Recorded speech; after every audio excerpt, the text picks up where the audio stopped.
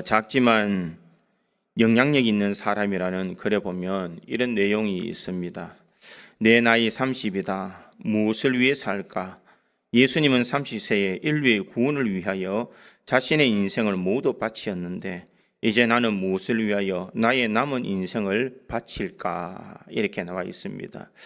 이것은 바로 우리가 잘 알고 있는 백의 천사였던 나이팅게일의 일기의 한 토막의 글이다. 이렇게 이야기를 합니다.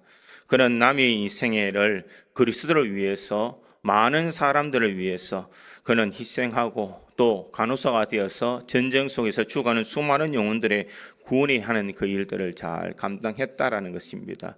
그가 이렇게 할 수 있었던 이유가 무엇일까? 그에게는 하나님의 분명한 목적 의식을 가지고 있었기 때문입니다.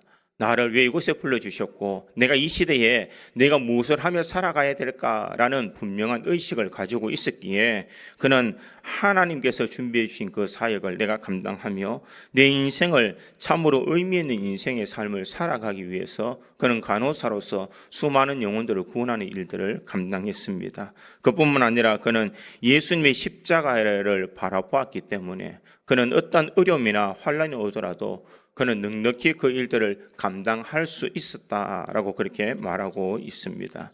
그는 비록 연약한 여인이었지만 그는 위대한 여인이었고 위대한 신앙인이었고 위대한 예수님의 종이었다라는 것을 알 수가 있습니다. 이처럼 사람은 누구를 위해서 살아갈까? 이것이 참 중요한 줄 믿습니다.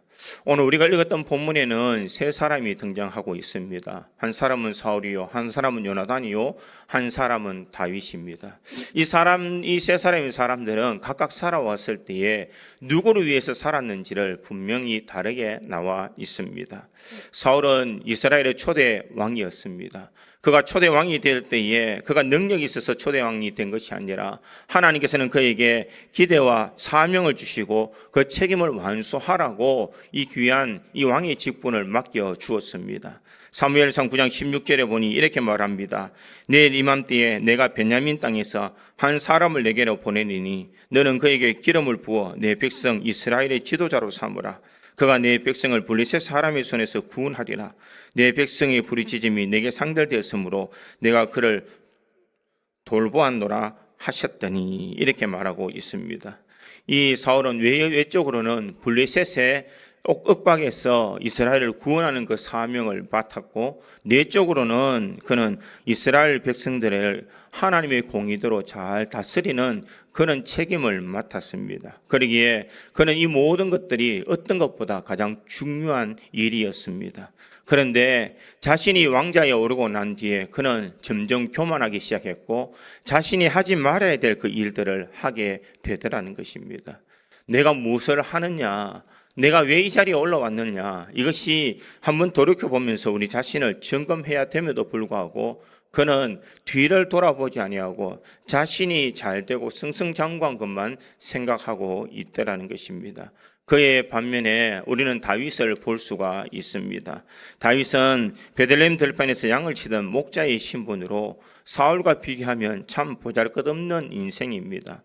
그러나 다윗은 세상을 살아갈 때에 그는 항상 하나님과 함께 있으며 하나님의 은혜 속에 살았으며 하나님을 위한 삶을 살았다라는 것을 알 수가 있습니다. 하나님께서 기뻐하시는 삶은 어떤 사람일까? 하나님께서 기뻐하시는 사람은 바로 자신의 잘됨을 통하여서 교만한 인생이 아니라 늘 겸손하게 하나님의 은혜를 바라보며 살아가는 사람을 하나님께서 인정해 주시는 줄 믿습니다. 우리 구지 장로교에 있는 모든 성도들도 다윗처럼 우리가 하나님을 위해서 살아가야 될 줄 믿습니다.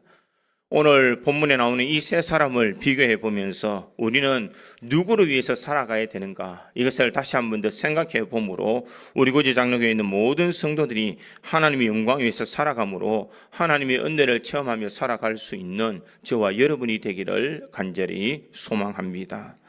첫 번째로 우리가 누구를 위해서 살까? 자기 자신의 행복을 위해서 살았던 사울이 있습니다. 오늘 본문 6절과 7절에 있는 말씀에 보니 이렇게 기록합니다. 무리가 돌아올 때에 곧 다윗이 블레셋 사람을 죽이고 돌아올 때에 여인들이 이스라엘 모든 성읍에서 나와 노래하여 춤추며 소고와 경세를 가지고 왕 사울을 환영하는데 여인들이 뛰놀며 노래하여 이르되 사울이 죽인 자는 천천히요 다윗은 만만이로다 한지라 이렇게 말하고 있습니다.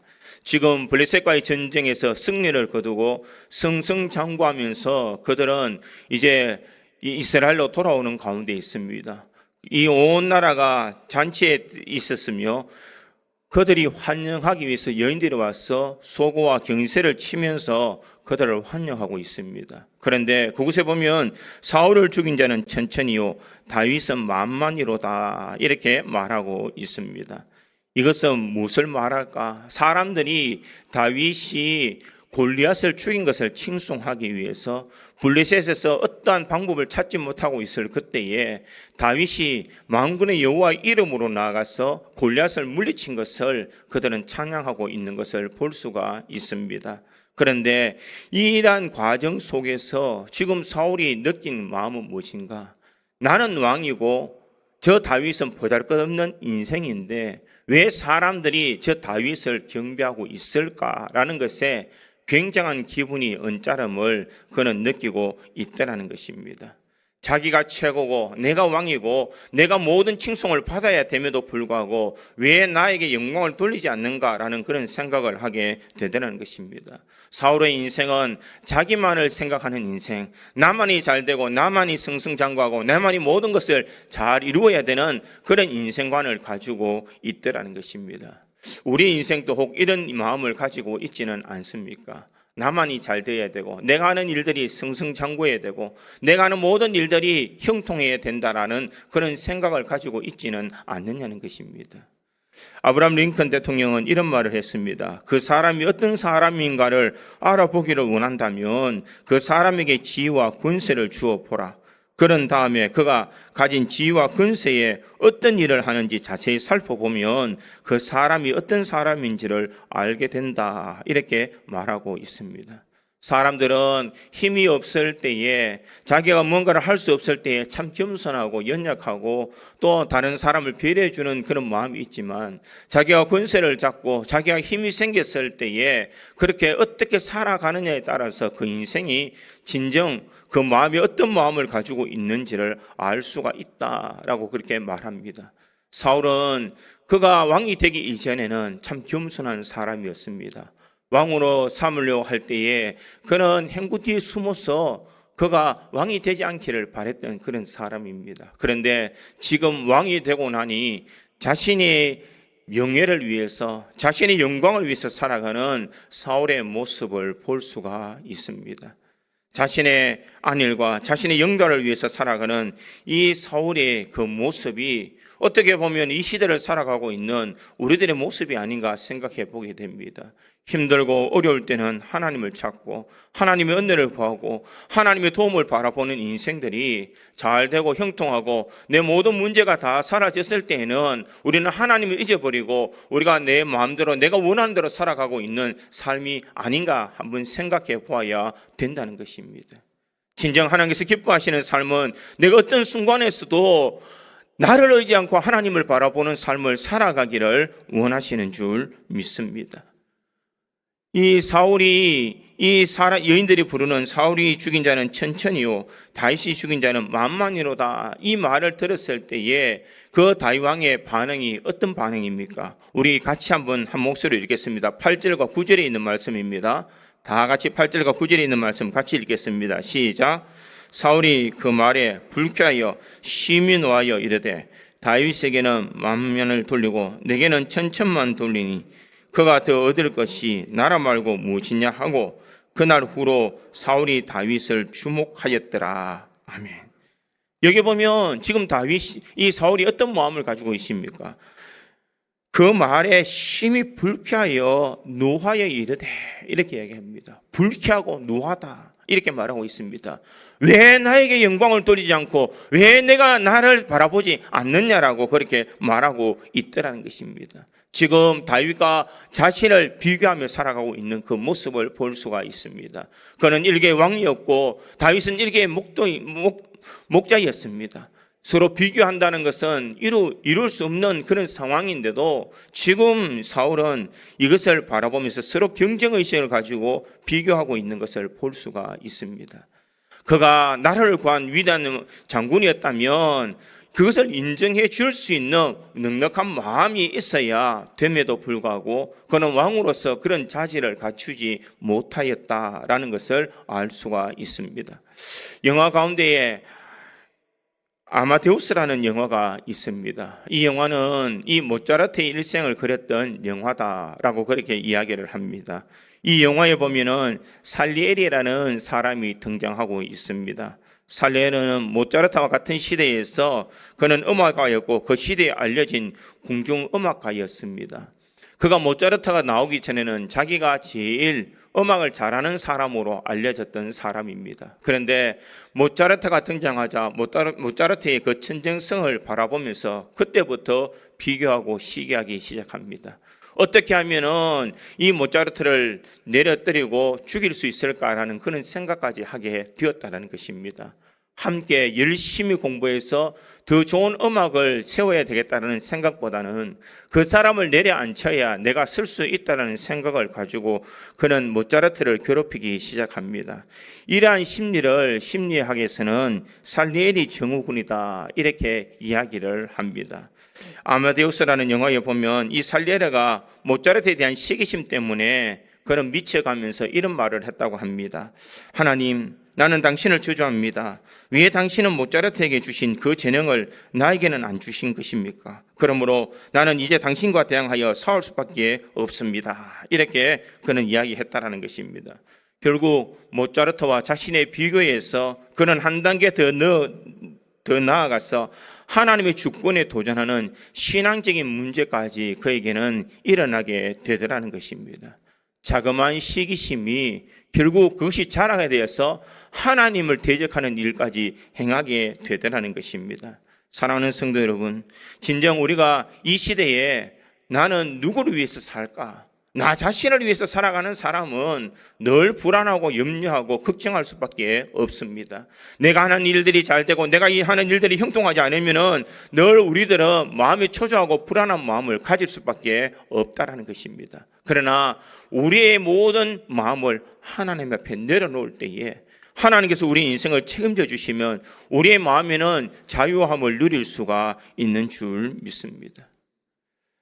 마이에라는 목사님이 계셨는데 그 목사님이 사역할 때에 이 스펄전 목사님이 아주 젊었을 때에 사역을 했다라고 합니다.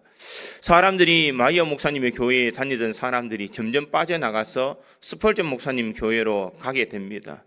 이것을 바라볼 때에 이 마이어 목사님이 참 마음이 아팠습니다. 그리고 스펄전 목사가 뭐 그렇게 대단한 사람일까 시기하는 마음이 일어났다라고 합니다. 그 순간 그는 자신의 잘못을 깨닫고 하나님 앞에 죄를 자백하면서 도리어 스펄전 목사님 앞에 더 하나님의 큰 은혜가 임하도록 그가 간절한 마음으로 하나님 앞에 축복을 했습니다. 그러자 이 마이어 목사님의 마음에 평안이 찾아오더라는 것입니다. 그런데 결과는 이 마이어 목사님도 이 스펄전 목사님도 두 번의 사역에 하나님께서 더 큰 은혜와 복을 허락해 주시더라라고 그렇게 말을 하고 있습니다. 사랑하는 성도 여러분, 나를 위해서 살아가지 말고 진정 다른 사람을 위해서 경쟁의식을 가지고 있는 사람들을 위해서 우리가 기도하며 그 사람 위해서 간절히 부르짖을 때에 하나님께서는 그 사람뿐만 아니라 그렇게 기도하는 그 사람에게도 은혜 위에 은혜를 더해 주시는 줄 믿습니다. 다른 사람이 잘 될 때 그것을 기뻐하고 감사할 수 있는 그런 능력을 가진 성도가 하나님께서 기뻐하시는 성도요, 그 사람이 옹졸한 사람이 아니라 대범한 성도로 살아갈 수가 있는 줄 믿습니다. 사울은 자신만을 위해서 살아가다가 결국 패망한 인생의 삶을 살았지만 다윗은 하나님을 위한 인생의 삶을 살아가다가 그는 하나님께서 인정해 주시는 위대한 왕이 될 수가 있었습니다. 오늘도 나는 누구를 위해서 살아갈까? 나 자신을 위해서 사는 삶을 살아갈까? 아니면은 하나님을 위한 삶을 살아가는지를 한번 점검하며 우리가 믿음의 길을 잘 달려갈 수 있는 우리 모든 성도들이 되기를 주님의 이름으로 축원드립니다. 두 번째로 누구를 위해서 살아갈까? 상대방의 행복을 해주면서 살았던 요나단이 있습니다. 오늘 보면 1절에 보니 이렇게 기록합니다. 다윗이 사울에게 말하기를 마침에 요나단이 마음이 다윗의 마음과 하나가 되어 요나단이 그를 자기 생명같이 사랑하니라, 이렇게 말하고 있습니다. 인간적으로 생각하면 다윗과 가장 경쟁의식을 가져야 되는 사람이 누구냐? 요나단입니다.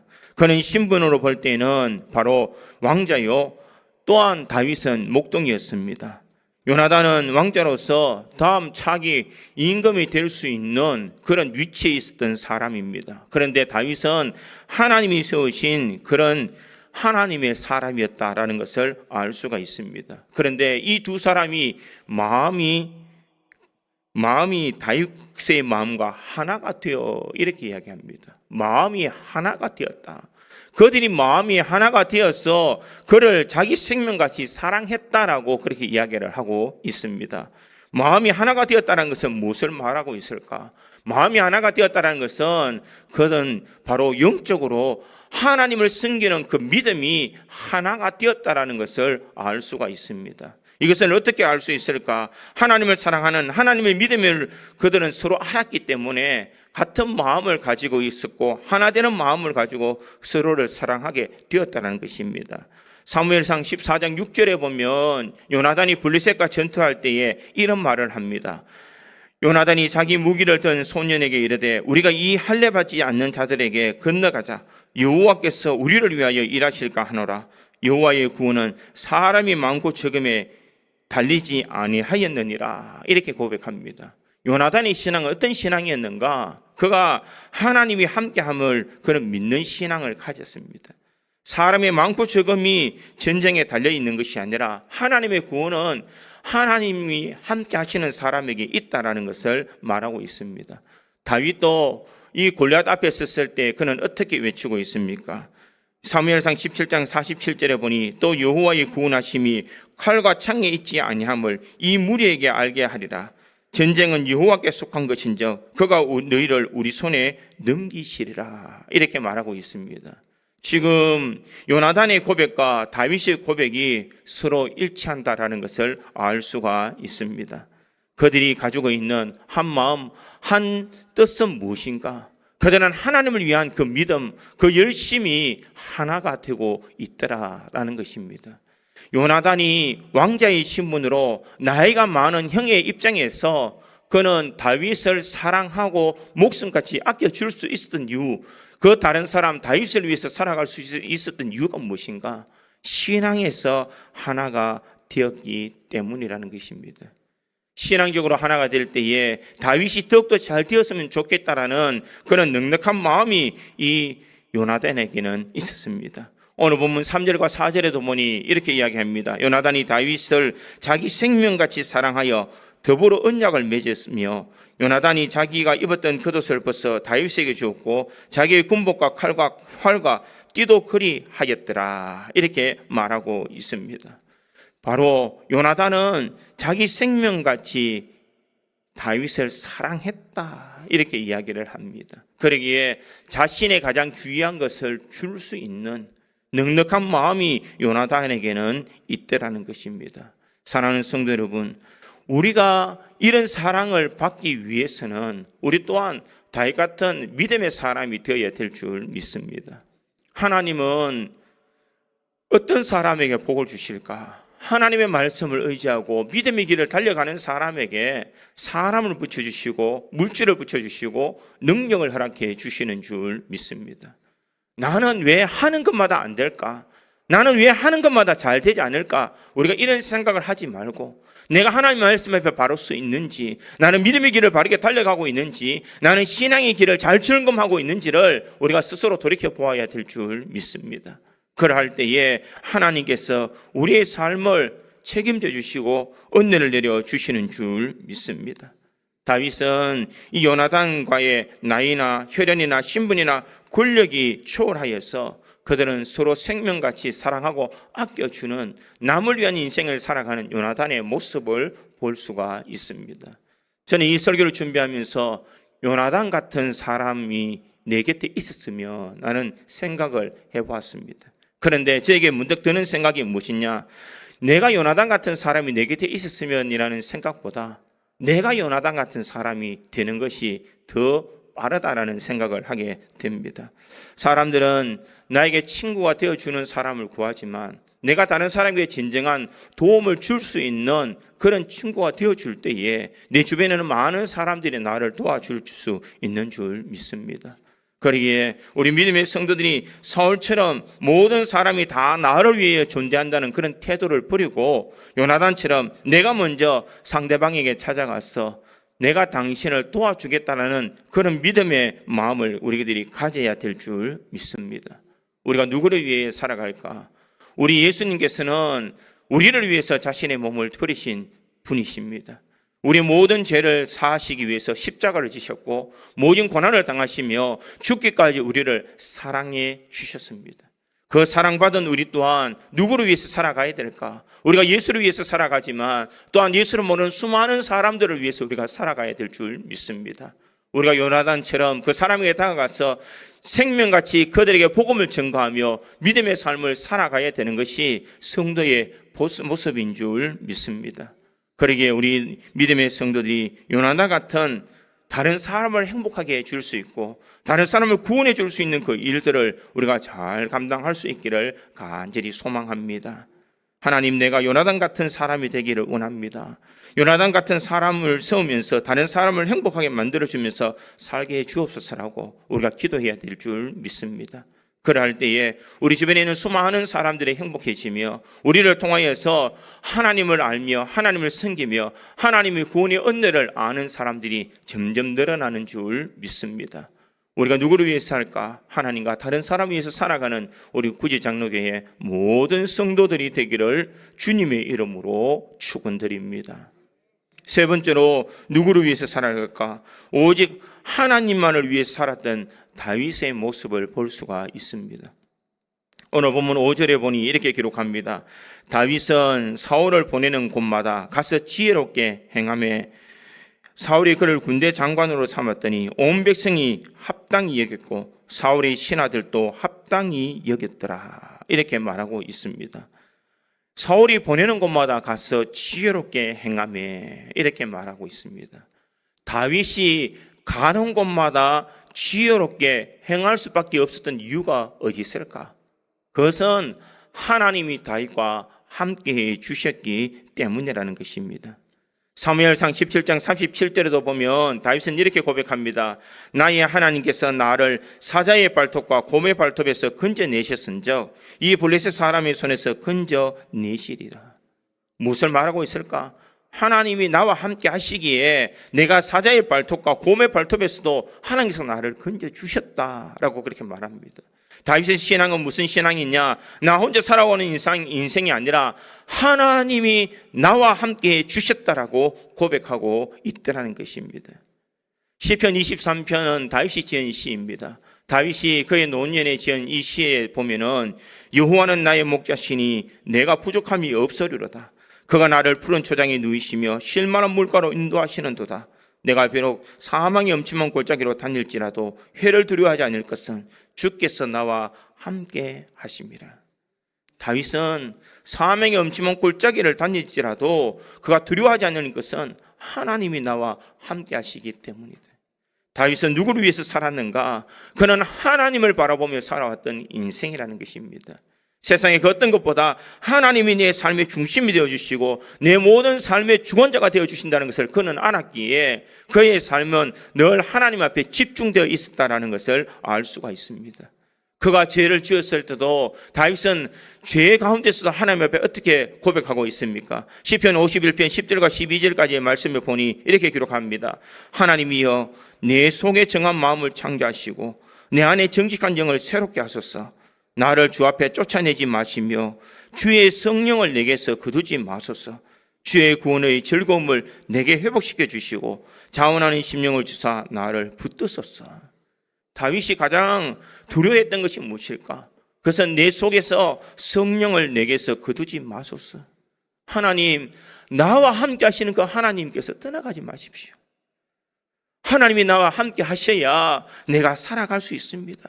주님이 나와 함께 하심으로 내가 구원의 즐거움을 내게 회복시켜 주시고 자원하는 심령을 주사 나를 붙들어 주소서. 다윗의 삶은 항상 하나님과 동행하는 삶을 살았다라는 것을 알 수가 있습니다. 사랑하는 성도 여러분, 우리가 세상을 지혜롭게 살아가며 세상을 능력 있게 살아갈 수 있는 비결은 무엇일까? 나와 하나님과 함께 할 때에, 우리가 하나님을 위한 인생의 삶을 살아갈 때에 우리는 세상을 넉넉히 이기며 살아갈 수 있는 인생인 줄 믿습니다. 우리가 읽지는 않았지만 12절에도 보니 여호와께서 사울을 떠나 다윗과 함께 계심으로 사울이 그를 두려워한지라.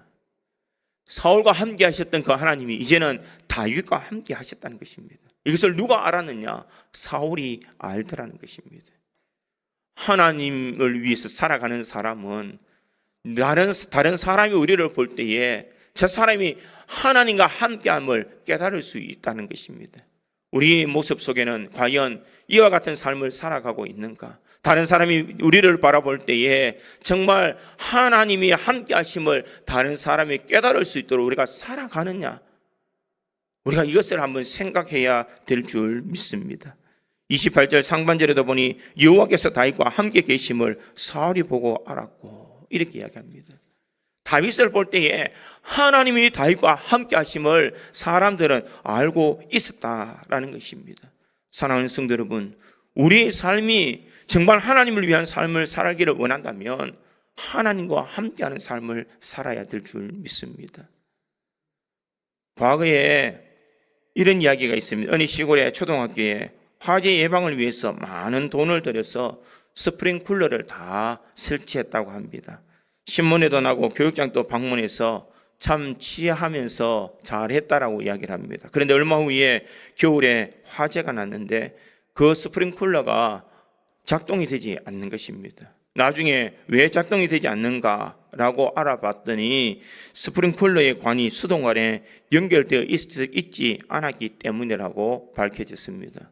무엇을 말할까?